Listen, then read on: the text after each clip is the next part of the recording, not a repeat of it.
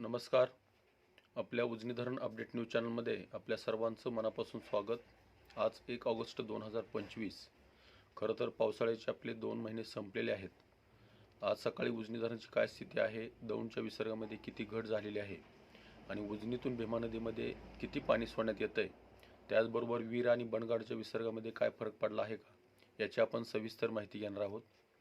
आज सकाळी 6 वाजता उजनी धरणाची एकूण पाणी पातळी ही 496.740 मीटर, तर एकूण पाणीसाठा हा 116.17 TMC आणि उपयुक्त पाणीसाठा हा 52.51 TMC. टक्केवारी बघितली तर उजनी धरणाची टक्केवारी ही 98.01% आहे.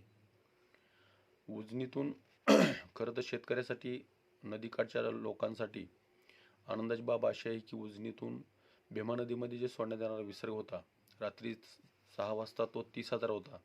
आपण अंदाज व्यक्त केला होता की सकाळपर्यंत तो 20,000 करण्यात येईल. तसंच झालं. रात्री 9 वाजता तो 10,000 कमी करून तो 20,000 क्युसेकचा विसर्ग सध्याला उजनीतून भीमा नदीमध्ये चालू आहे आणि पॉवर हाऊसचं 1600 असे 21,600 क्युसेकचा विसर्ग उजनीतून भीमा नदीमध्ये चालू आहे. दौंडच्या विसर्गामध्येही सातत्याने घट होते. रात्रीपेक्षा जवळपास 2 ते 2,500 क्युसेकनं दौंडचा विसर्ग घटलेला आहे. कारण रात्री 19,998 होतं, ते आता 17,441 क्युसेकचा विसर्ग दौंडमधून उजनीच्या दिशेने येतोय. बनगाडच्या विसर्गामध्येही घट झालेली आहे. तो सध्याला 13,719 आहे आणि वीर धरणातून जो नीरा नदी पात्रात विसर्ग सोडला जातोय त्यामध्येही घट झाली आहे. तो 11,000च्या आसपास विसर्ग आलेला आहे.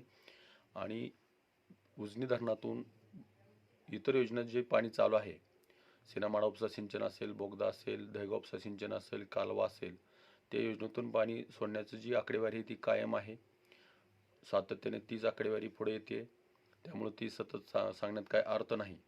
तर आता 2 महिने पावसाळ्यात संपले असले तरी उजनी धरण आपलं कमीत कमी 2 वेळा भरून वाहिलेलं आहे असं अंदाज आहे.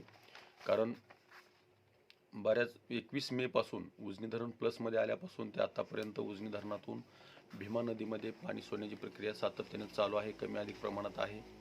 फक्त 1 का 2 दिवस फक्त पाणी बंद केलं होतं, परंतु इथून पुढे परिस्थिती तशीच येईल. आणखी पाणी सोडण्याची वेळ येईल आणि परतीचा मान्सून आपल्याकडं येणार आहे. त्यानंतर आपल्या परिसरामध्ये, आपल्या उजनी धरणाच्या पाणलोट क्षेत्रामध्ये जास्तीत जास्त पाऊस पडतो. तर अशाच उजनीच्या ताज्या घडामोडीसाठी, ताज्या अपडेटसाठी आपल्या उजनी धरण अपडेट न्यूज चॅनलला लाईक करा, सबस्क्राईब करा, शेअर करा. उजनी धरण अपडेटसाठी बेंबळेहून सिद्धेश्वर शिंदे. धन्यवाद.